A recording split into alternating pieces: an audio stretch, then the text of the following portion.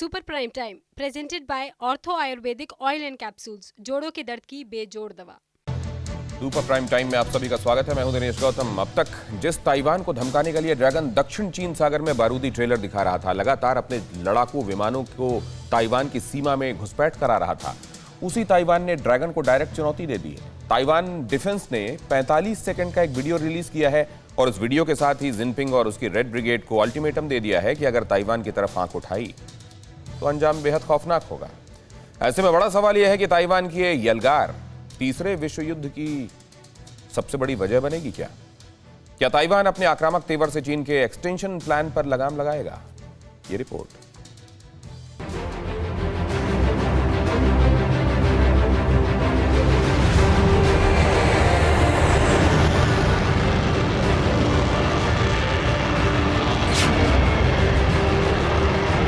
If China is going to launch a war against Taiwan, we will fight to the end, and that is our commitment.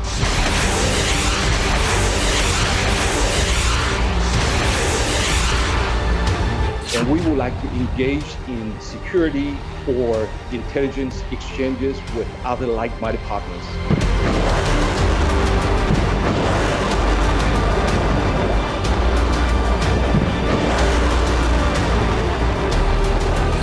चीन के president Xi Jinping के surrender का वक्त करीब आ चुका है और ये हवाई दावा नहीं, बल्कि वो हकीकत है जिसे झुटलाया नहीं जा सकता,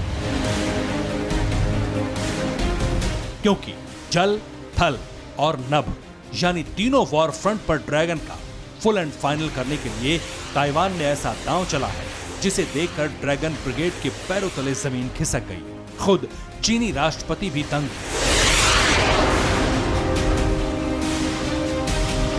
ताइवान डिफेंस ने महज 45 सेकंड का एक वीडियो रिलीज किया है। इस वीडियो में ताइवान की सेना जमीन से लेकर आसमान और गहरे समंदर तक में बारूदी कोहराम मचा रही है, बेहिसाब बम गोला बरसा रही है।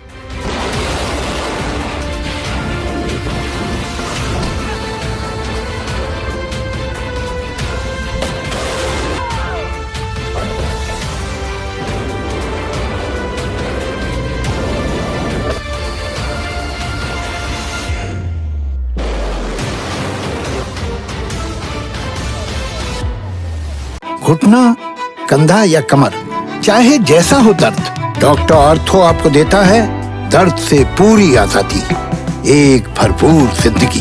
ये कोई टेम्परेरी पेन किलर नहीं, आयुर्वेदिक औषधि है। आपको बता दें, इससे पहले ताइवान को धमकाने के लिए तानाशाह जिनपिंग की सेना इसी तरह के रिहर्सल करती रही है, मगर इस बार ताइवान जैसे छोटे से देश ने चीन को उसी के अंदाज में ट्रेलर दिखा दिया है। और ताइवान ने सिर्फ वॉर रिहर्सल नहीं की, बल्कि ताइवान के विदेश मंत्री जोसेफ वू ने खुलेआम चीन को वार्निंग भी दे दी।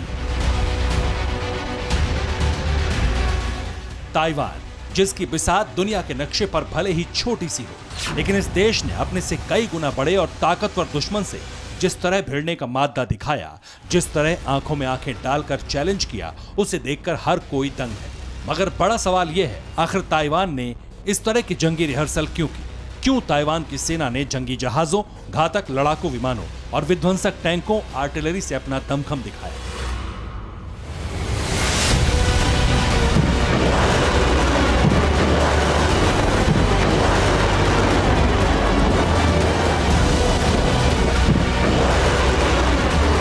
तो इसके पीछे की वजह है ड्रैगन की विस्तारवादी सोच, जिनपिंग की हड़प नीति, जिसकी खिलाफत बीते कई दशकों से ताइवान करता आ रहा है।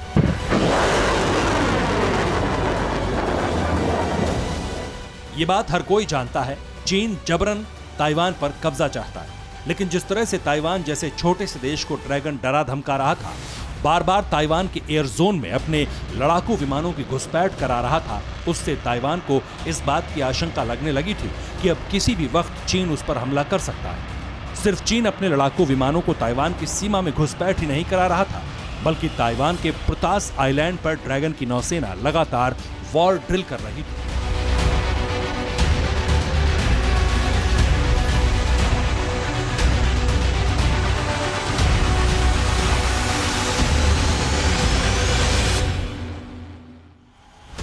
ऐसे में ताइवान के पास सिर्फ एक चारा बचा और वो था करो या मरो।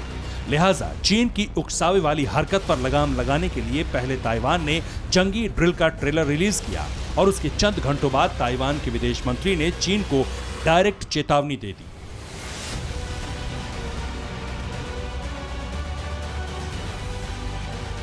Defense of Taiwan is in our own hands, and we are absolutely committed to that.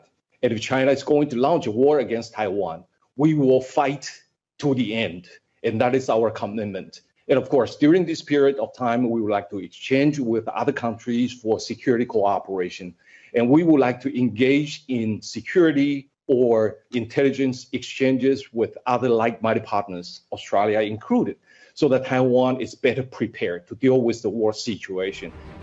आपको बता दें कि ताइवान पर ड्रैगन के आक्रामक होने की वजह अमेरिका भी है, क्योंकि अमेरिकी नौसेना ताइवान के साथ साउथ चाइना सी में तैनात है। इसी के चलते चीन ज्यादा परेशान है। असल में चीन ये चाहता है कि वो पूरे साउथ चाइना सी पर कब्जा कर ले, हड़प नीति और ताकत के दम पर ताइवान को अपना गुलाम बना ले। लेकिन अमेरिका इस मसले पर अपनी टांग अड़ा चुका है। ऐसे में अमेरिका को उकसाने के लिए चीन ताइवान के आइलैंड पर वॉर ड्रिल कर रहा है। उसके इलाके में लड़ाकू विमान भेज रहा है ताकि ताइवान पर दबाव बनाया जा सके और ताइवान की एक चूक से अमेरिका के खिलाफ एक्शन ले सके।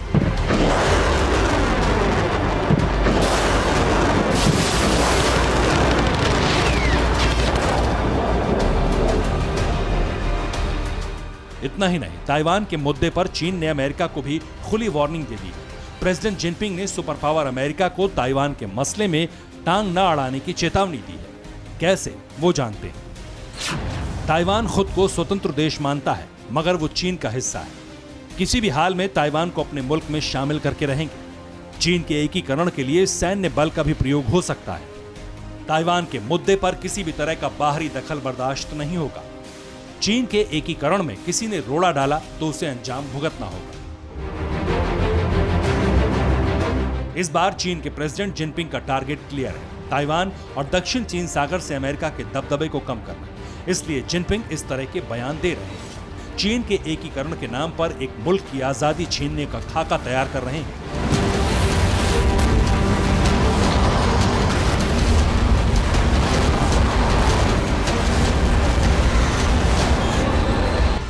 मगर ताइवान ने अपने ट्रेलर से साफ कर दिया कि वो ड्रैगन के सामने नहीं झुकेगा, आखिरी दम तक लड़ेगा, चाहे इसके लिए उसे कोई भी कीमत चुकानी पड़े।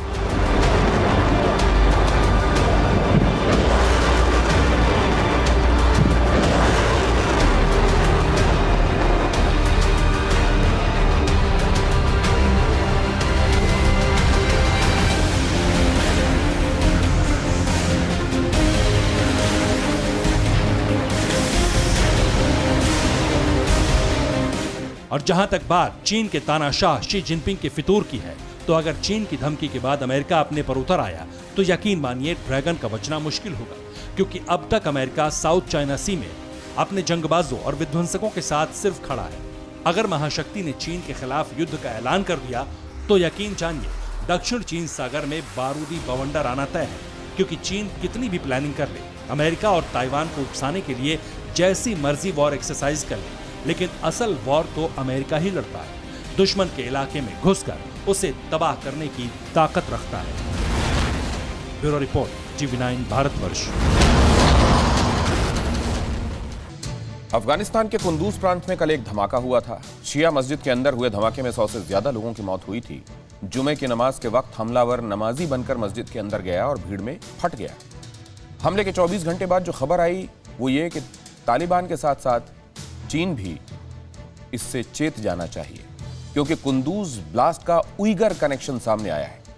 हम आपको बताते हैं कि कुंदूज ब्लास्ट पर नए खुलासे के बाद कैसे काबुल से लेकर बीजिंग तक हड़कंप है।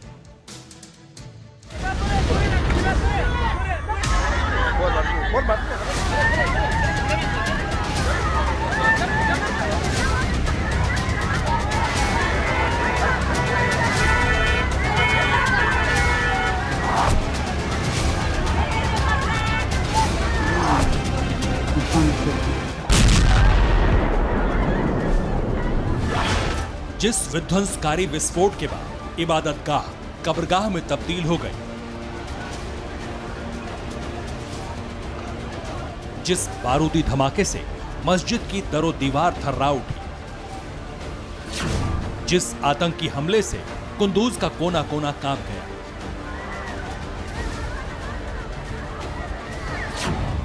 जिस ब्लास्ट के बाद बेजान जिस्मों का ढेर लग गया, उसके बारे में चौंकाने वाला खुलासा हुआ है। कुंदूज में दहशतगर्दी से सिर्फ काबुल ही नहीं, बीजिंग तक हिल गया। सही सुनो, क्योंकि अफगानिस्तान के कुंदूज में हुआ आतंकी हमला ड्रैगन के लिए डराने वाली आहट है। यह ब्लास्ट हक्कानी तालिबानियों के साथ साथ शी जिनपिंग के लिए भी एक चुनौती है। कुंदूज में फिदाइन फटा, शी का ब्लड प्रेशर बढ़ा, मस्जिद में ब्लास्ट, उइगर कनेक्शन, चीन को टेंशन। अफगानिस्तान में ट्रेलर, बीजिंग में बरपेगा कहर।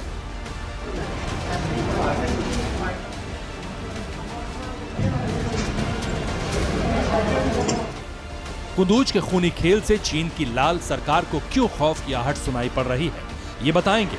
मगर उससे पहले जानिए कि कुंदूज में बंदूकधारी तालिबानियों को बारूदी चुनौती फिर से बगदादी ब्रिगेड के आत्मघाती ने दी। खुरासान के फिदाइन के फटने से कुंदूज में कोहराम मचा।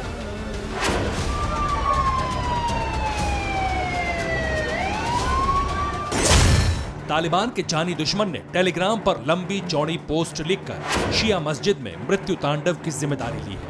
आईएसआईएस ने दावा किया है कि कुंदूज प्रांत की मस्जिद में हुए आत्मघाती हमले में कम से कम 300 लोग मारे गए हैं। हालांकि तालिबान सरकार ने 46 मौत और 143 लोगों के घायल होने की पुष्टि की है, जबकि ओपन सोर्स का दावा है कि करीब 100 लोगों की मौत हुई है और 200 लोग जख्मी।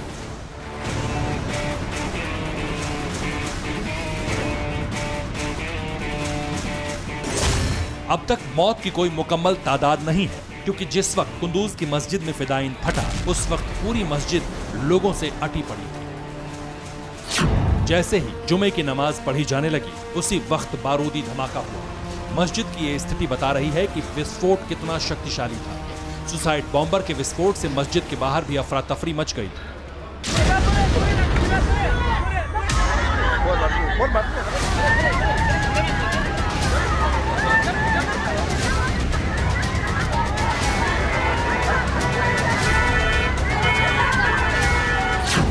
जिन लोगों को निशाना बनाया गया वो हजारा समुदाय से, जो सुन्नी बहुल देश में लंबे समय से भेदभाव का शिकार बनते रहे। गोजरे सैयद आबाद मस्जिद में शुक्रवार की नमाज के दौरान विस्फोट ऐसे समय हुआ जब तालिबान सत्ता पर अपनी पकड़ मजबूत बनाने की कोशिश कर रहा है, और उसके लिए ये एक नई सुरक्षा चुनौती है। घुटना, कंधा या कमर, चाहे जैसा हो दर्द, डॉक्टर ऑर्थो आपको देता है दर्द से पूरी आजादी, एक भरपूर जिंदगी। ये कोई टेम्परेरी पेन किलर नहीं, आयुर्वेदिक औषधि है। लेकिन कुंदूज मस्जिद में हुआ हमला तालिबान के साथ साथ चीन के लिए भी चैलेंज बन गया है, क्योंकि इस जानलेवा आतंकी हमले के बारे में आईएसआईएस खुरासान से जुड़ी अमाप समाचार एजेंसी ने दावा किया है कि आत्मघाती हमलावर का नाम मोहम्मद अल उइगुरी था।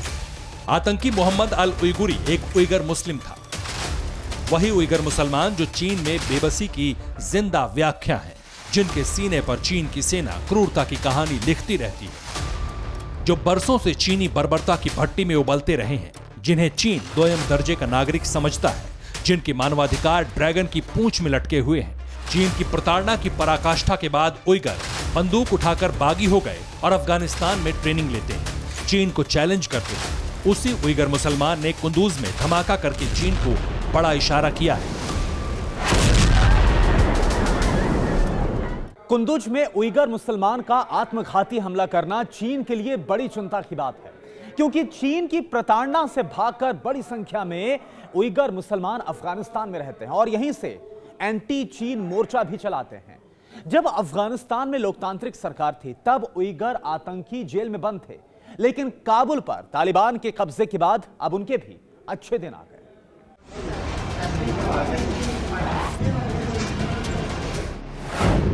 अफगानिस्तान के ही उइगर मुसलमानों से संबंध रखने वाले आतंकियों को तालिबान ने अलग अलग जेलों से रिहा कर दिया है। तालिबान ने अब्दुल्ला मंसूर को जेल से छोड़ दिया, जो उइगर मुस्लिमों की लड़ाई लड़ने के लिए विख्यात है।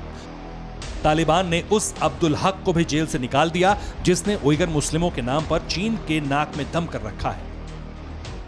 जानकारों की माने तो उइगर समर्थक कथित आतंकवादियों को जेल में रखने के लिए चीन पुरानी सरकार से डील करता था और तालिबान की सरकार भी डील कर रहा था। चीन की हर बातचीत में उइगर का जिक्र हुआ करता था।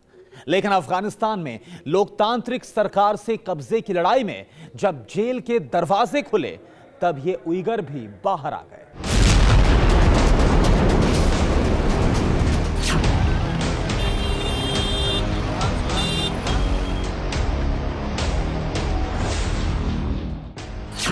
अब बाहर निकलकर वही उइगर फिर से अपने संगठन को विस्तार दे रहे हैं। तालिबान से चीन की दोस्ती को देखते हुए ये उइगर मुसलमान खुरासान के साथ मिलकर अपने मकसद को पूरा करने में जुट गए और इसी का ट्रेलर कुंदूज की मस्जिद में दिखा।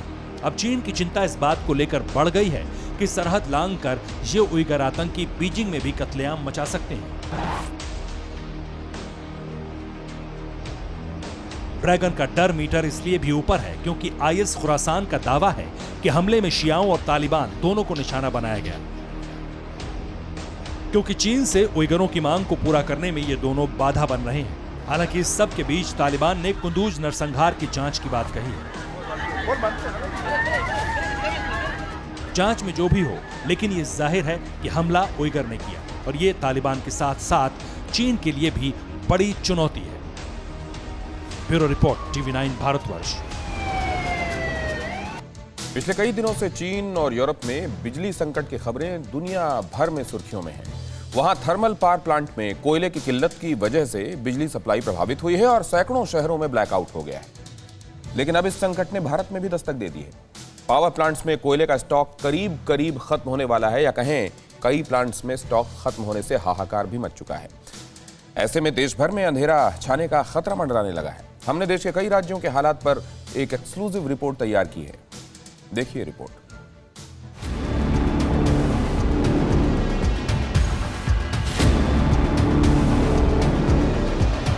हाईवे अंधेरे में डूबे हैं। शहरों में और लोगों के घरों में अंधेरा पसर गया है। बाजारों और दफ्तरों में कहीं मोमबत्तियां जलाकर तो कहीं इमरजेंसी लाइट की रोशनी में लोग काम कर रहे हैं। ये चीन के हालात हैं जहां पर बत्ती गुल है। चीन की तरह ही यूरोप के दर्जनों देशों में भी ब्लैकआउट से हाहाकार मचा है।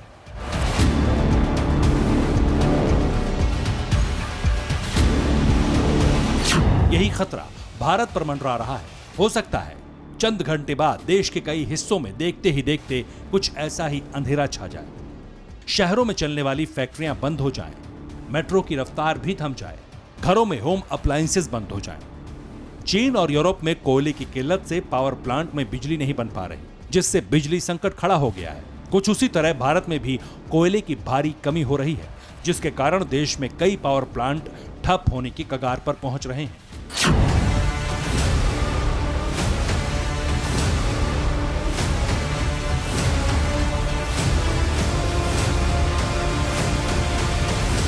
इन पावर प्लांट्स को चलाने वाला कोयला जिस रफ्तार से खत्म हो रहा है, आशंका है कि अगले 24 से 72 घंटे में देश के कई हिस्से अंधेरे में डूब सकते हैं। इस आशंका को केंद्रीय ऊर्जा मंत्रालय और अन्य एजेंसियों की तरफ से जारी आंकड़ों ने और बढ़ा दिया है। देश में 135 कोल पावर प्लांट हैं, जिससे 70% बिजली की सप्लाई होती है।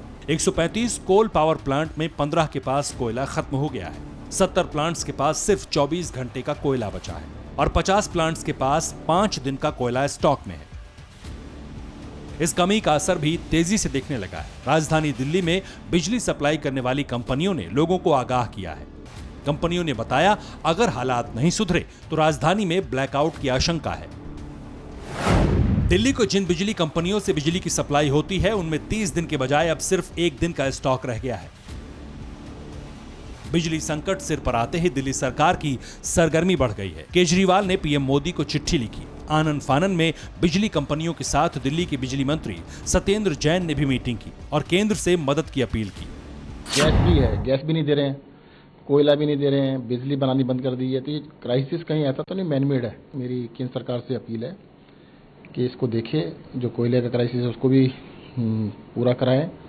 इवन जो हमारे हाइड्रो इलेक्ट्रिक प्लांट्स हैं उसकी भी इंस्टॉल कैपेसिटी 45,000 मेगावाट है, वो भी 30,000 मेगावाट से ऊपर नहीं चल पा रहे हैं। पीक आवर्स में कम से कम उसको 45,000 मेगावाट पर चलाए, उससे भी काफ़ी देश को राहत मिलेगी। कोयले की कमी से बिजली संकट सिर्फ राजधानी दिल्ली में ही नहीं दिख रहा।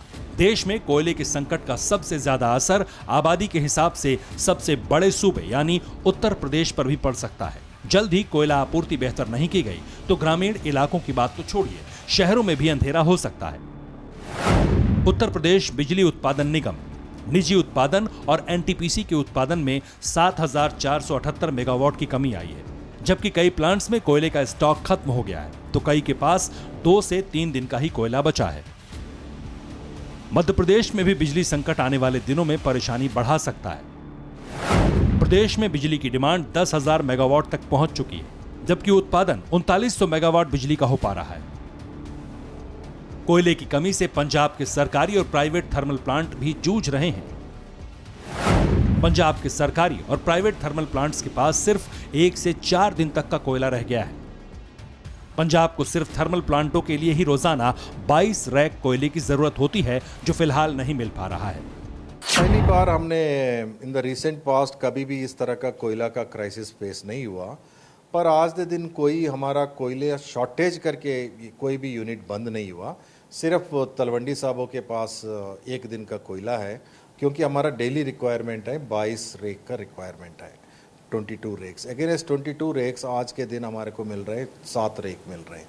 सो there is a huge gap. हमारा को इवन 10 रेक भी मिल जाए हमारा चल जाएगा। सो हम एक्सपेक्ट कर रहे हैं नेक्स्ट 2-3 डेज में सिचुएशन इंप्रूव हो जाएगा। रांची समेत पूरे झारखंड में भी बिजली की किल्लत है। बिजली उत्पादन कम होने से घंटों कटौती हो रही है। हालत यह है कि लोग अंधेरे में रहने को मजबूर हैं। झारखंड में 1520 मेगावाट बिजली की डिमांड है और बिजली की सप्लाई सिर्फ 1098 मेगावाट हो पा रही है। झारखंड में भारी बारिश के कारण कोयले का प्रोडक्शन भी घटा है। ऐसे में पावर प्लांट को कोयले की सप्लाई कम हुई है। नतीजा यह हुआ कि बिजली का प्रोडक्शन कम हो गया। पावर प्लांट्स को कोयले की सप्लाई दुरुस्त करने का भी पुख्ता इंतजाम नहीं हो पाया। हालांकि झारखंड के अफसरों को भरोसा है कि हालात जल्द सुधर सकते हैं। कोयले की कमी के कारण बिजली की उत्पादन की कमी हुई। उत्पादन की कमी के कारण पूरे देश में सभी राज्यों में यह समस्या आई है। हम लोग भी इसको ध्यान में रखे हुए हैं। हमें लगता है कि इसमें बहुत जल्दी सुधार होगा, क्योंकि कोल मंत्रालय, पावर मिनिस्ट्री और हमारी राज्य सरकार और बिहार सभी लोग इसको ध्यान में रखे हुए हैं। अब सवाल यह है कि कोयले की अचानक किल्लत क्यों सामने आ रही है। दरअसल कोविड महामारी की दूसरी लहर के चलते लगी पाबंदियों के हटने के बाद आर्थिक गतिविधियों ने जोर पकड़ा है। लॉकडाउन की वजह से जो कंपनियां बंद थीं, वो अब धड़ल्ले से चल रही हैं। कंपनियों का प्रोडक्शन भी बढ़ा है, लिहाजा फैक्ट्रियों में कोयले की खपत बेतहाशा बढ़ी है। दूसरी वजह यह है कि विदेश में कोयले की किल्लत से आयात में कमी आई, इसलिए घरेलू कोयला उत्पादन पर निर्भरता बढ़ गई। पहले से ही देश के लगभग 3/4 कोयले की जरूरत घरेलू खदानों से पूरी होती है, लेकिन मानसून में बारिश के चलते सप्लाई पर बुरा असर पड़ा। बारिश के चलते कोयला खदानें और ट्रांसपोर्ट रूट प्रभावित होने से भी सप्लाई कम हुई है। घुटना, कंधा या कमर, चाहे जैसा हो दर्द, डॉक्टर ऑर्थो आपको देता है दर्द से पूरी आजादी, एक भरपूर जिंदगी। ये कोई टेम्परेरी पेन किलर नहीं, आयुर्वेदिक औषधि है। सरकारी आंकड़ों के मुताबिक कोल पावर प्लांट्स के पास कोयले का स्टॉक सितंबर के अंत में ही करीब 81 लाख टन रह गया था, जो 1 साल पहले के मुकाबले करीब 76% कम था। हालांकि सरकार बिजली संकट से निपटने के लिए एक्शन में है। कोयले से चलने वाले पावर प्लांट्स की लगातार मॉनिटरिंग हो रही है। सरकार की कोशिश है कि जल्द से जल्द कोल्ड बेस्ड पावर प्लांट्स को कोयले की सप्लाई दुरुस्त की जाए, लेकिन समय कम है। ऐसे में बिजली भी संभल कर इस्तेमाल करने की जरूरत है। Bureau report, TV9 Bharatvarsh. Drug के डर्टी खेल में किंग खान के बेटे आर्यन खान लगातार फंसते जा रहे हैं। जमानत याचिका खारिज हो चुकी है, आर्यन खान जेल में है, लेकिन इसी बीच एनसीबी ने जांच में बताया है कि ड्रग पार्टी पर जाने से पहले आर्यन ने चरस ली थी। एनसीबी के मुताबिक खुद आर्यन खान ने यह बात एनसीबी के सामने कबूली है। आखिर कैसे आर्यन खान का यह कबूलनामा उनकी मुश्किलें बढ़ाएगा, ये रिपोर्ट।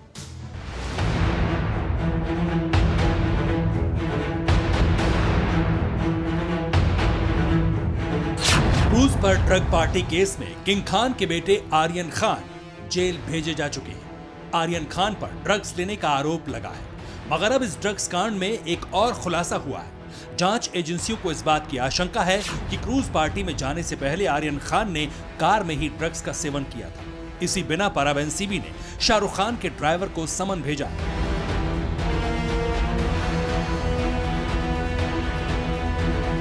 आपको बता दें कि आर्यन और उसके दोस्त अरबाज मर्चेंट ने एनसीबी की पूछताछ के दौरान ड्रग्स लेने की सनसनीखेज बात कबूल की। इतना ही नहीं, एनसीबी ने अदालत में दिए पंचनामे में बताया है कि तलाशी के दौरान अरबाज ने जूते से ड्रग्स का पाउच निकालकर एनसीबी को दिया था। अरबाज के पास से 6 ग्राम चरस बरामद हुई थी। तो वहीं सूत्रों का दावा है कि एनसीबी के सामने आर्यन खान ने भी चरस पीने की बात कबूली है। इसके अलावा आर्यन ने अपने बयान में यह भी खुलासा किया कि क्रूज पार्टी के दौरान भी वो चरस लेने वाले थे। सूत्रों के मुताबिक आर्यन खान के दोस्त और ड्रग्स केस में आरोपी अरबाज ने जूतों में रखे एक जिप लॉक पाउच को खुद ही निकालकर एनसीबी अधिकारियों को दिया था। पाउच के अंदर काले रंग का चिपचिपा पदार्थ मौजूद था। जैसे ही एनसीबी ने डीडी किट से इसकी जांच की तो पुष्टि हो गई कि वो चरस है। इस मामले में किला कोर्ट ने पहले ही आर्यन खान की जमानत अर्जी खारिज कर दी है। आर्यन के वकील सतीश मान शिंदे ने सेशन कोर्ट में जमानत की अपील करने की बात कही, लेकिन आपको बता दें कि हर नए दिन के साथ आर्यन खान की मुश्किलें बढ़ती जा रही हैं, क्योंकि एनसीबी ने एनडीपीएस एक्ट की 4 धाराओं में केस दर्ज किया है। आर्यन के ड्रग डीलर्स के साथ कनेक्शन की आशंका जताई है। आर्यन और अरबाज ने एनसीबी के सामने ड्रग्स सेवन की बात कबूली है। सूत्रों के मुताबिक आर्यन के ड्रग्स डीलर से कोड वर्ड में चैट करने का भी खुलासा हुआ है। कस्टडी के दौरान अभियुक्तों द्वारा किए गए खुलासे और उनके बयान के आधार पर 6 और ऑपरेशन कंडक्ट किए गए, जो बाद में हुए हैं 6 फॉलोअप सीजर्स। उसमें 10 आदमियों को हम लोगों ने गिरफ्तार किया है और विभिन्न प्रकार के ड्रग जैसे एक्सटेसी, मेफेड्रॉन, हाइड्रोपोनिक वीड, चरस वगैरह इनसे बरामद हुए हैं। हालांकि क्रूज ड्रग्स पार्टी केस में सियासत ने भी एंट्री मार ली है। महाराष्ट्र सरकार में मंत्री और एनसीपी के नेता नवाब मलिक ने आरोप लगाया है कि बीजेपी कार्यकर्ताओं को साथ लेकर एनसीपी ने छापेमारी की। इस केस में मनीष भानुशाली, किरण गोसावी का नाम सामने आया है। आरोप है कि मनीष और किरण ही आर्यन को एनसीबी ऑफिस लाते दिखे। मनीष भानुशाली को बीजेपी कार्यकर्ता और किरण को प्राइवेट डिटेक्टिव बताया गया है। डिटेंशन के बाद लोकल पुलिस भी उसमें नजर बनाए रहती है कि कितने लोगों को डिटेन किया गया। हमारी जानकारी है कि लोकल मुंबई पुलिस के पास सुबह तक पूरी जानकारी थी कि 11 लोगों का डिटेंशन हुआ और फिर उसके बाद एकाएक खबरें आई कि 8 लोगों को ही डिटेन किया गया है। उसमें 3 लोगों को छोड़ा गया। नवाब मलिक ने एनसीबी की पूरी रेड को फर्जी करार दिया। इसके अलावा एनसीपी नेता नवाब मलिक ने नारकोटिक्स के अफसर समीर वानखेड़े की कॉल डिटेल की भी जांच की मांग की है। अब सवाल यह है कि नवाब मलिक के दावों में कितनी सच्चाई है, क्योंकि आर्यन खान और अरबाज दोनों ड्रग्स लेने की बात खुद कह रहे हैं। उनके पास से चरस भी बरामद हुई है। ऐसे में कौन सही है और कौन गलत, इसका फैसला अदालत करेगी।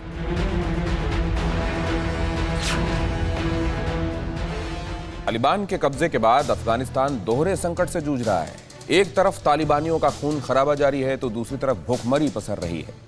संयुक्त राष्ट्र भी आगाह कर चुका है कि 3 में से 1 अफगानी भूखमरी का शिकार है। विदेशी एनजीओ भी मदद करने बंद कर चुके हैं। तालिबान की सरकार मदद के लिए दोहा में अमेरिका से बातचीत कर रही है और इस बीच दावा यह कि अफगानियों को सीधे आसमान से मदद करने की तैयारी हो रही है। कमोबेश ऐसे ही अफगानिस्तान के आसमान से पैसों की बारिश हो सकती है। इसी तरह नोटों की गड्डियां आसमान से गिरने का दावा किया जा रहा है। ऐसे में सवाल है, क्या वाकई अफगानिस्तान में पैसों की बारिश होने वाली है? अगर यह दावा सच है तो कैसे आसमान से गड्डियां गिरेगी, या फिर भुखमरी के शिकार अफगानियों के साथ मजाक किया जा रहा है? इन सवालों का जवाब और हकीकत जानने से पहले जान लीजिए कि अफगानिस्तान इस वक्त भूख की भट्टी में जल रहा है। अफगानी अवाम दाने दाने के लिए तरस रही है। गांव में बेहिसाब गरीबी है। तमाम कस्बे कंगाली के कगार पर है। शहरों में भी स्थिति बहुत भयावह है। रोटी के बगैर मौत का खौफ पसरा हुआ है। अफगानिस्तान की स्थिति इतनी भयानक है कि रोटी से सस्ती गोली मिल रही है। लोग बेबसी और मजबूरी में जीने के लिए मजबूर हैं। हालात ये हैं कि लोग अपने घरों का सामान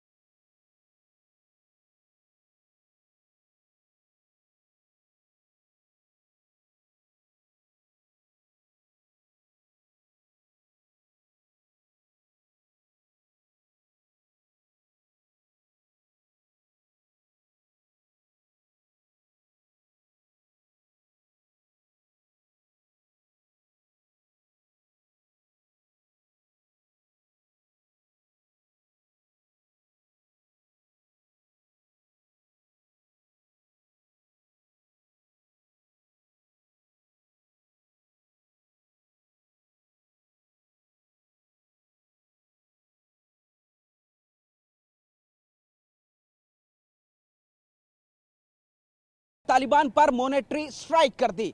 अमेरिका ने अफगान केंद्रीय बैंक की $9.5 अरब यानी लगभग 706 अरब रुपए की संपत्ति फ्रीज कर दी। इसके साथ ही अमेरिका ने अफगानिस्तान की कैश आपूर्ति पर भी रोक लगा दी।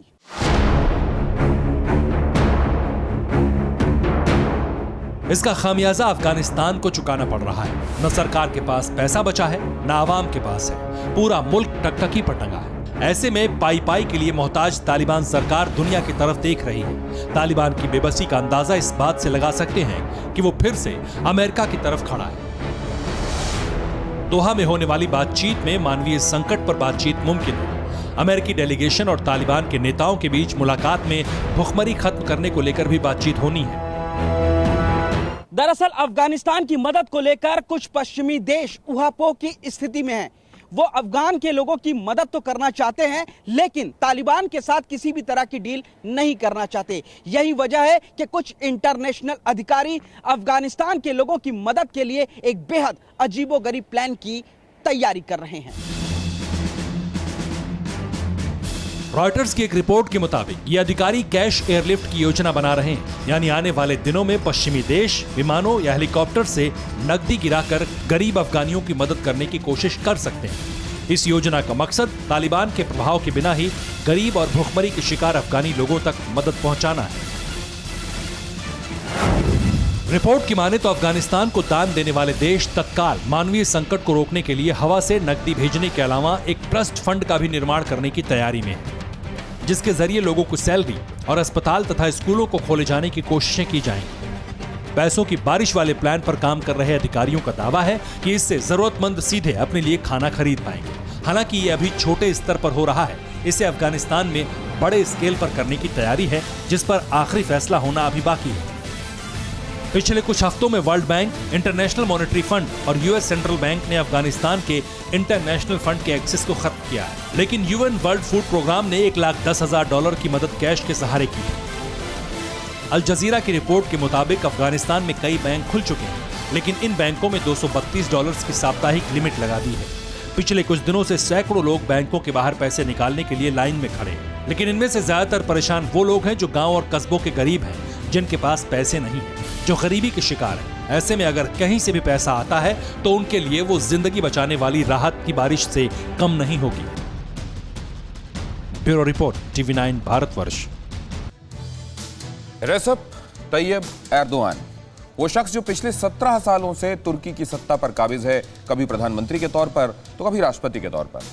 किसी न किसी रूप में वो तुर्की की सत्ता के शिखर में बने हुए हैं, मगर अब उनकी कुर्सी डोलने लगी है और सत्ता हाथ से जाने का डर सताने लगा है। एर्दोआन इस खौफ में है कि आने वाले वक्त में राष्ट्रपति का पद छीन लिया जाएगा। तुर्की के सबसे पावरफुल शख्स के इस डर की वजह क्या है? क्यों तुर्की के राष्ट्रपति को यह डर सता रहा है? इस रिपोर्ट में देखिए। हालांकि उस वक्त किसी को यह बात समझ में नहीं आई थी कि 2018 में प्रधानमंत्री पद खत्म कर चुके एर्दोआन अब ऐसा क्यों चाहते हैं। आखिर एर्दोआन क्या और क्यों करने वाले? मगर अब एर्दोआन की इस मंशा के पीछे का मकसद दुनिया के सामने आ चुका है। साफ हो गया कि एर्दोआन 7 महीने पहले चुनाव नियमों में बदलाव की बात क्यों कर रहे थे। इसके पीछे वजह है सत्ता से बेदखल होने का डर, तख्ता पलट का खौफ, राष्ट्रपति पद छिन जाने का डरावना सपना, जो टर्की के राष्ट्रपति एर्दोआन को काफी वक्त से दिखने लगा था। और अब पूरी दुनिया ये जान गई कि 2023 में एर्दोआन का तख्ता पलट हो सकता है। एर्दोआन के हाथ से सत्ता जा सकती है, क्योंकि तुर्की में उनकी लोकप्रियता लगातार घटती जा रही है। बताया जा रहा है कि एर्दोआन की लोकप्रियता 5 या 10% नहीं, बल्कि 20% से ज्यादा गिर चुकी है। यह खुलासा एक ओपिनियन पोल में हुआ। ये ओपिनियन पोल दिखाता है कि अगर आज तुर्की में चुनाव होते हैं तो एर्दोआन की पार्टी यानी AK सत्ता में वापसी करेगी या नहीं। ओपिनियन पोल में एर्दोआन की पार्टी AK को 31 से 33% वोट मिले, जबकि साल 2018 में हुए चुनाव में उसे तकरीबन 43% वोट मिले थे। AK पार्टी की सहयोगी राष्ट्रवादी MHP पार्टी के वोट प्रतिशत में भी कमी देखी गई। साल 2018 में उसे 11% वोट मिले थे, लेकिन ओपिनियन पोल में 8 से 9% वोट ही मिले। ओपिनियन पोल से साफ है, अगर ऐसा ही रिजल्ट 2023 के चुनाव में आता है तो एर्दोआन सत्ता में बमुश्किल वापसी कर पाएंगे। एक तरफ ओपिनियन पोल के नतीजे एर्दोगन की टेंशन बढ़ा रहे हैं, तो वहीं विपक्षी पार्टियां एर्दोगन के लिए सिर दर्द बन रही हैं। टर्की की 6 मुख्य विपक्षी पार्टियां कुछ ऐसा करने की कोशिश में हैं जो आज तक टर्की के राजनीतिक इतिहास में शायद कभी नहीं हुआ। दरअसल एर्दोगन और उनकी पार्टी को सत्ता से उखाड़ फेंकने के लिए टर्की के 6 मुख्य विपक्षी दल एक साथ आ गए हैं और एक रणनीति पर काम कर रहे हैं जिससे एर्दोगन पर दबाव बढ़ने लगा है। हाल ही में इन 6 विपक्षी पार्टियों ने एक बैठक भी की। बैठक में तय किया गया कि 2021 के आखिर तक साप्ताहिक बैठकें होंगी जिसमें एर्दोगान को हराने की रणनीति पर चर्चा होगी।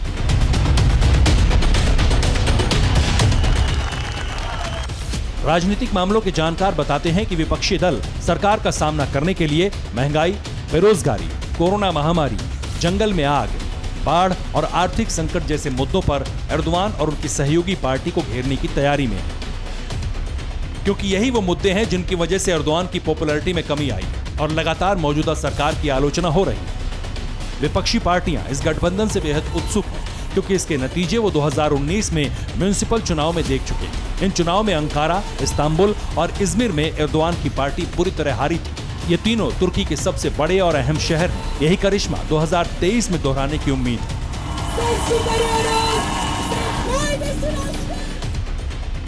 एर्दोगान पिछले 17 सालों से सत्ता पर काबिज है। पहले 2003 से 2014 तक प्रधानमंत्री के तौर पर और फिर 2014 के बाद राष्ट्रपति के तौर पर। 2018 में उन्होंने संविधान में फेरबदल कर तुर्की से प्रधानमंत्री का पद ही खत्म कर दिया और सारी शक्तियां राष्ट्रपति को दे दी गईं। पिछले 17 सालों में तुर्की में एर्दोगान का वन मैन शो जारी है, लेकिन एक्सपर्ट्स मानते हैं कि अगर विपक्षी गठबंधन एर्दोगान पर निशाना साधता रहा और अपनी नीतियों को लेकर जनता को जागरूक करने में कामयाब रहा तो वो सत्ता में आ सकते हैं और एर्दोगान राज तुर्की में खत्म हो सकता है। Bureau report, TV9 Bharatvarsh. Lakhimpur Kheri हिंसा केस में आरोपी और केंद्रीय गृह राज्य मंत्री अजय मिश्रा के बेटे आशीष मिश्रा से 8 घंटे से पूछताछ चल रही है। पुलिस ने पूछताछ के लिए आशीष मिश्रा को सुबह 11 बजे बुलाया था, लेकिन क्राइम ब्रांच के दफ्तर में यह पूछताछ अब भी जारी है। पुलिस के बड़े अधिकारी क्राइम ब्रांच के दफ्तर में उससे लगातार सवाल जवाब कर रहे हैं। सूत्रों के मुताबिक पुलिस अफसर आशीष मिश्रा से हिंसा वाले दिन की एक जानकारी डिटेल में ले रहे हैं।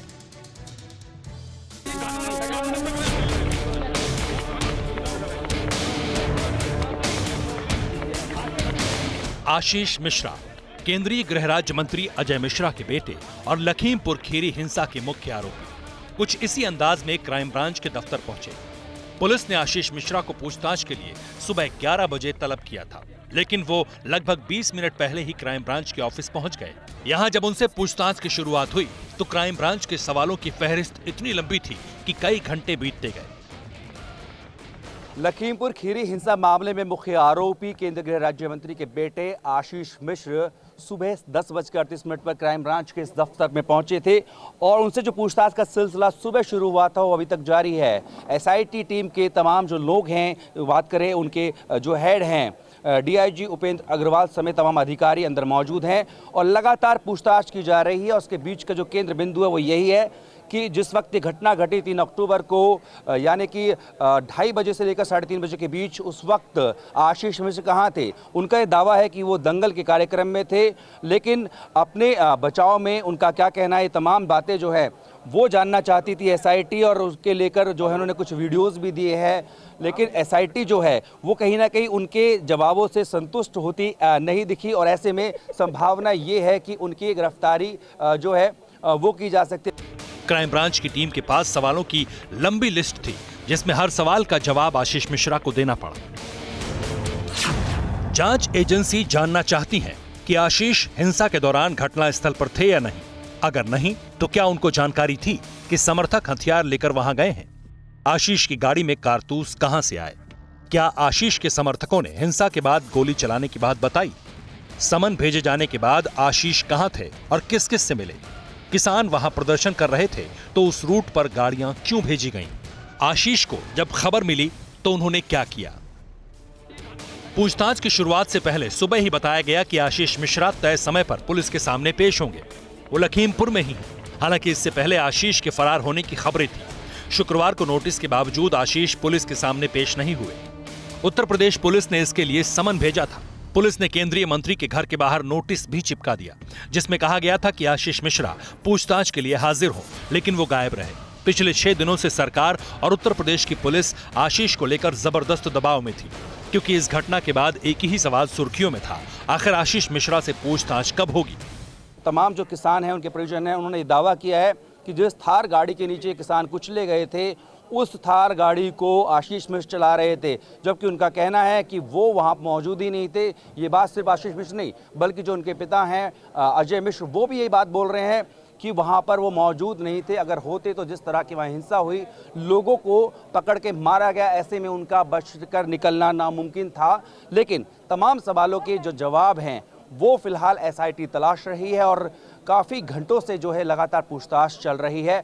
अगर ऐसे में जो है आशीष मिश्र अपना सबूत नहीं दे पाते हैं कि वो मौका वारदात पे नहीं थे, तो उनके लिए काफ़ी जो मुश्किलें हैं वो बढ़ सकती हैं।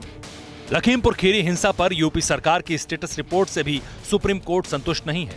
सुप्रीम कोर्ट ने आरोपी की गिरफ्तारी नहीं होने पर नाराजगी भी जताई। ऐसे में दबाव बढ़ा और आज आशीष मिश्रा क्राइम ब्रांच के दफ्तर पहुंच गए। वैसे पूछताछ से पहले ही केंद्रीय गृह राज्य मंत्री अजय मिश्रा अपने बेटे को निर्दोष मानते रहे हैं, साथ ही कानून पर भरोसा भी जताते दिखे। सारे आरोप गलत हैं। आशीष मिश्रा की जहां तक बात है, वो कार्यक्रम स्थल पर थे, जो घटना स्थल से लगभग 4 किलोमीटर की दूरी पर है, और वहां वो 11 बजे से कार्यक्रम समाप्त होने तक रहे। हजारों लोगों की वहां संख्या होती है, इसलिए उनका वहां होने की कोई संभावना नहीं है, ना उनका कोई औचित्य है। उत्तर प्रदेश के सीएम भी दो टूक कह चुके हैं, कानून में हाथ लेने की छूट किसी को नहीं, लेकिन किसी के दबाव में भी कोई कार्रवाई नहीं होगी। पुलिस ने इस मामले में अब तक 2 लोगों को गिरफ्तार भी किया है। इनके नाम लवकुश और आशीष पांडे हैं। जितेंद्र भाटी, लखीमपुर खीरी, TV9 भारतवर्ष। और ब्रिटेन में हुए एक सर्वे में बेहद चौंकाने वाला खुलासा हुआ है। इस सर्वे में सामने आया कि ब्रिटेन में 6 में से 2 लोगों को खाने पीने का जरूरी सामान नहीं मिल रहा, जिसकी वजह है सप्लाई चेन की गड़बड़ी। दरअसल पिछले कुछ वक्त से ब्रिटेन में ट्रक ड्राइवर्स की भारी किल्लत हो गई है, जिसकी वजह से फूड स्टोर्स में जरूरी सामान की सप्लाई हो ही नहीं पा रही। ऊपर से लोगों ने क्रिसमस की पहले से खरीदारी शुरू कर दी है, जिसकी वजह से यहां हालात बिगड़ने लगे हैं।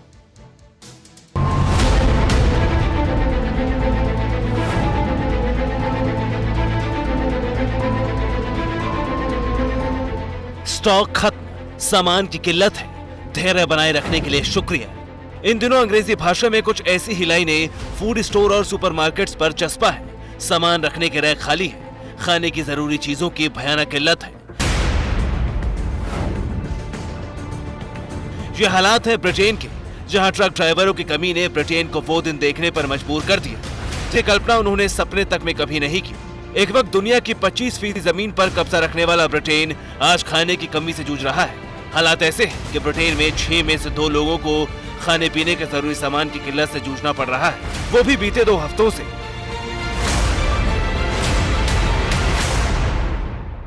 ये खुलासा ऑफिस ऑफ नेशनल स्टैटिस्टिक्स के चौंकाने वाले सर्वे में हुआ है, जिसमें कहा गया है कि क्रिसमस के चलते ब्रिटेन में हड़बड़ी में खरीदारी हो रही है, जिसकी वजह से यहाँ खाने पीने की जरूरी चीजों की कमी हो गई है। 3 में से 1 खरीदार पहले से ही किराने का सामान स्टॉक कर रहा है। 6 में से 2 नागरिकों को खाने के सामान की किल्लत से जूझना पड़ रहा है।